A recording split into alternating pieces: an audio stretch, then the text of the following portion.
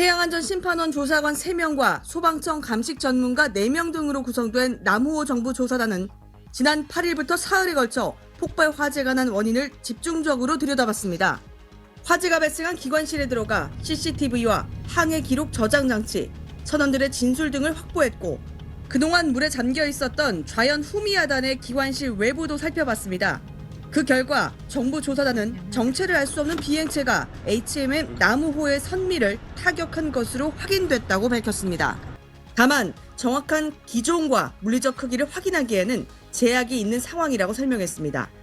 정부 고위 관계자는 SBS에 남우호 폭발 지점에서 외부 물리적 충격으로 볼 만한 파손이 확인됐다고 밝혔습니다. 구멍은 아니지만 약 5m 정도 찢어져서 눈으로 충분히 식별할 수 있는 수준이었다는 겁니다. 폭발 당일 화재 진압을 위해 주입한 이산화탄소가 샜다는 선원의 진술을 뒷받침하는 내용입니다. 정부 조사단은 유실된 기뢰나 수중 드론 공격에 의한 것은 아니라고 봤습니다. 사고 당시 쿵 하는 폭발음과 함께 물이 크게 튀었다는 게 선원들의 진술과 CCTV로 확인됐는데 만약 기뢰나 수중 드론에 의한 것이라면 파괴력이 훨씬 컸을 거라는 게 전문가들의 의견입니다. 정부 합동조사단은 현장에서 수거한 잔해를 추가 분석할 계획입니다. SBS 최희선입니다. 조사가 마무리된 남우호는 이제 조선소에서 수리를 받을 예정입니다. 현장에 나가 있는 중동 특파원 연결해 더 자세한 얘기 들어보겠습니다. 동은영 특파원, 남우호 현재 상황은 어떻습니까? 네, 지금 두바이는 오후 3시인데요. 저희 취재진이 여기 시간으로 새벽 6시 반쯤 불이 난 기관실이 있는 남우호 선체 좌현을 멀리서 볼 수 있었습니다. 조사단으로 추정되는 사람들이 기관실이 위치한 외부 선체 부근을 분주히 돌아다니는 모습도 볼 수 있었는데요. 조사를 마무리하기 전 마지막 점검을 했던 걸로 추정됩니다. 사고 원인이 조금 더 자세히 발표됐는데요. 지난 5월 4일에 남우호는 이상의 비행체로부터 2차례 피격을 당한 걸로 조사됐습니다. 외교부는 브리핑에서 좌측 선미 쪽에 파손이 돼 있었는데 깊이 7m까지 안쪽으로 선체가 구부러져 있었다고 했습니다. 배 외부를 비치는 CCTV에도 비행체가 날아오는 게 확인됐다고 밝혔습니다. 하지만 어떤 비행체인지 식별하기엔 한계가 있었다고 설명했습니다.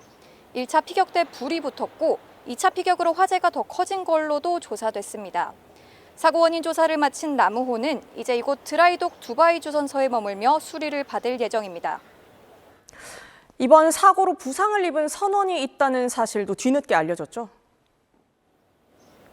네, 그동안 사고 충격으로 인한 부상자는 없다고 전해졌었는데요. 오늘 한국인 선원 1명이 부상을 입은 사실이 뒤늦게 알려졌습니다.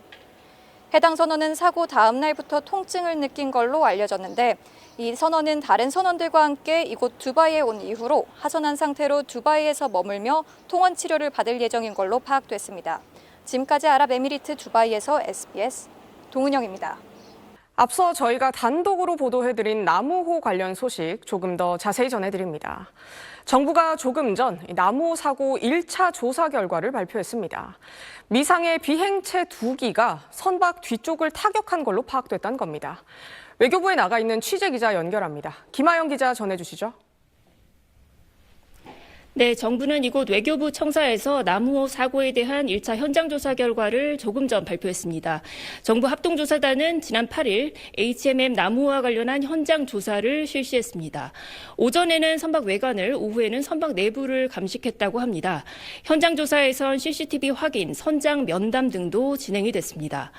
외교부는 지난 4일 오후 3시 반쯤 미상의 비행체 2기가 남우호 선미 좌현 평형수의 탱크 외판을 약 1분 간격으로 2차례 타격했다고 밝혔습니다. 선미 외판은 폭 약 5m, 선체 내부로는 약 7m까지 훼손이 된 걸로 조사됐습니다. 선체 안프레임은 내부 방향으로 굴곡이 됐고 선체 외판은 또 외부 방향으로 돌출되거나 휘었다고 합니다. 외교부는 CCTV 영상에서 비행체가 확인이 됐지만 정확한 기종이나 비행체의 물리적 크기 등을 확인하기에는 제약이 있는 상태라고 설명했습니다. 특히 비행체의 주체를 예단하지는 않겠다고 덧붙였습니다. 그러면서 현장에서 수거된 엔진 잔해 등을 토대로 추가 분석을 이어갈 예정이라고 설명했습니다. 발화 지점은 평형수 탱크 상판에 천공된 지점에서 확인이 됐다고 밝혔습니다. 이런 가운데 오늘 오후 7시 반쯤엔 사이드 쿠제치 주한 이란 대사가 외교부 청사로 들어가는 장면이 취재진에게 포착되기도 했는데요. 외교부는 박윤주 외교부 1차관이 조사 결과를 이란 측에 설명할 예정이라고 밝혔습니다. 지금까지 외교부에서 SBS 김하영입니다.